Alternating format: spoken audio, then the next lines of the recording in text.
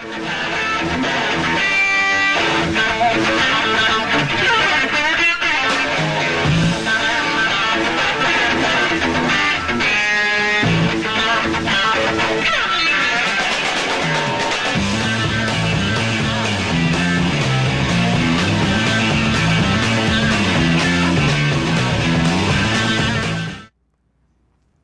morning, Cougars. This is episode 33 of your CNN broadcast. I'm Logan.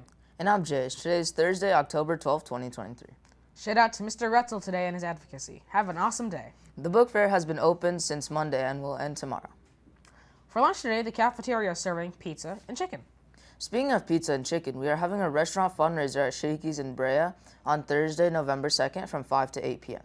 Mark your calendars and come join CCNN for pizza, chicken, and Mojo potatoes. Audition for Chaparral's Got Talent will continue today after school in room 303. For those of you who have an ASB card, the leadership team has an exciting perk to offer you.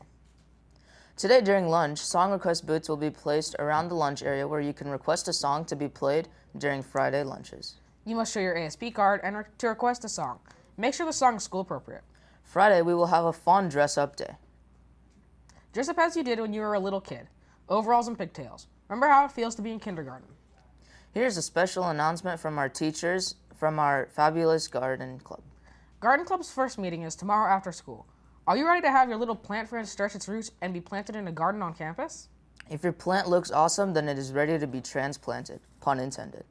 If you are attached to it or still learning lessons from it, please keep it. Little smiley face at the end.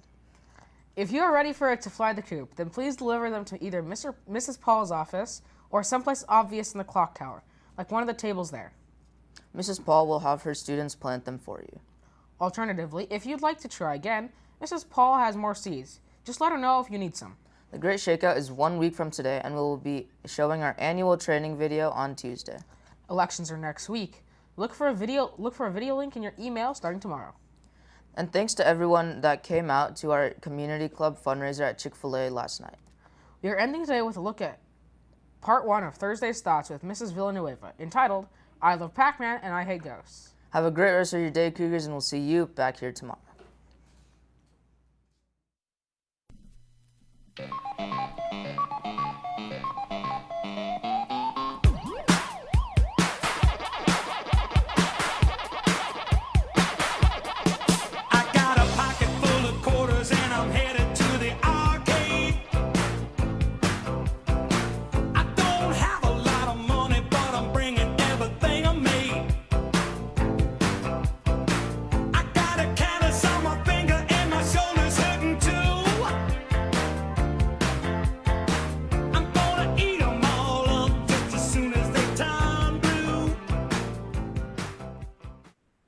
Hello, Cougars. This is Mrs. Villanueva with today's Thursday's Thoughts.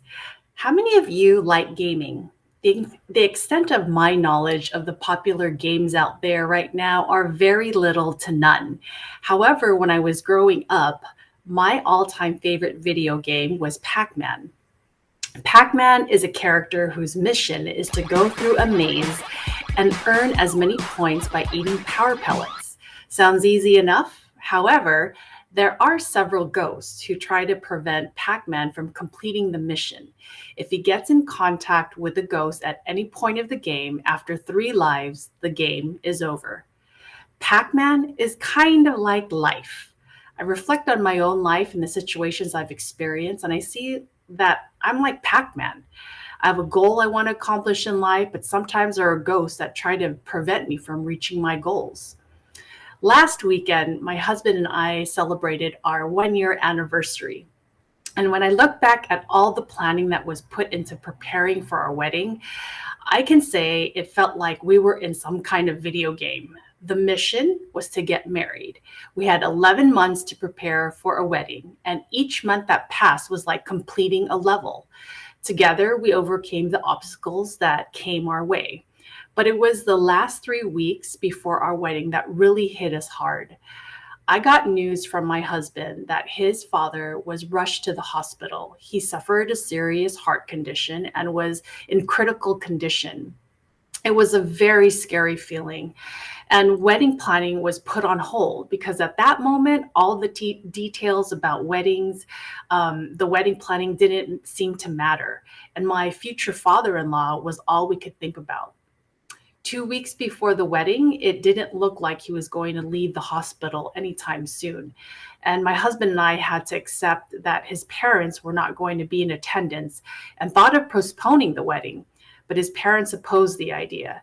So we decided to move forward. And despite how worried we were about my father in law and his health, we continued to finalize our wedding plans. However, like in Pac Man, the ghosts continued to come after us. The week of our wedding, I received a call from my youngest brother. I already sensed it wasn't going to be good. He said that both my parents just tested positive for COVID. I felt like I was just eaten by a really big ghost and didn't feel like playing anymore. Thankfully, my parents had a mild case and didn't have to go to the hospital, but this meant there was a high chance of them not attending our wedding. My husband and I discerned the idea of postponing again, but this time it was my parents who said that they wanted us to go through our plans.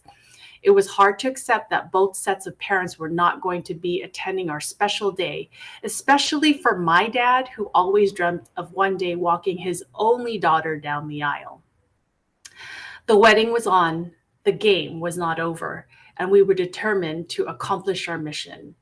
And as expected, ghosts continued to try and bring us down. 2 days before the wedding, one of my bridesmaids also had COVID and was also going to miss the ceremony. We had to make adjustments and be flexible with all the last minute changes in order to accomplish our mission. It was so overwhelming, and I wondered what else was going to happen.